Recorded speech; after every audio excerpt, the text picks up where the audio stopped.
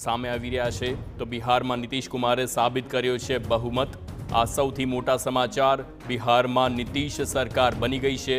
બહુમત પરીક્ષણમાં એનડીએ સરકાર પાસ થઈ ગઈ છે। આ મોટા સમાચાર। વિશ્વાસ પ્રસ્તાવના ટેકામાં 129 મત પડ્યા છે। તો આ સાથે જ બિહારમાં નીતિશ કુમારની સરકાર બની ગઈ। નીતિશ કુમારે સાબિત કર્યો છે બહુમત। આ મોટા સમાચાર। બહુમત પરીક્ષણમાં એનડીએ સરકાર પાસ થઈ ગઈ છે। તો એનડીએના આ વિશ્વાસ પ્રસ્તાવના ટેકામાં 129 મત મળ્યા છે।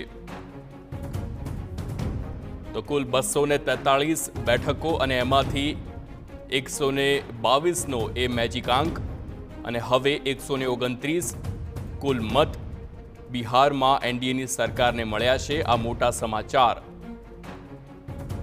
તો આ પહેલા બિહારમાં નીતિશ કુમારે પક્ષપલટો કર્યો અને તેઓ ઇન્ડિયા ગઠબંધન સાથે છેડો ફાડી ફરી એનડીએમાં જોડાયા અને ત્યારબાદ નીતિશ કુમારે મુખ્યપ્રધાન તરીકે શપથ પણ લીધા અને આજે વિશ્વાસ પ્રસ્તાવ રજૂ કરતા 129 મત એનડીએની સરકાર બિહારમાં એનડીએની સરકારને મળ્યા છે।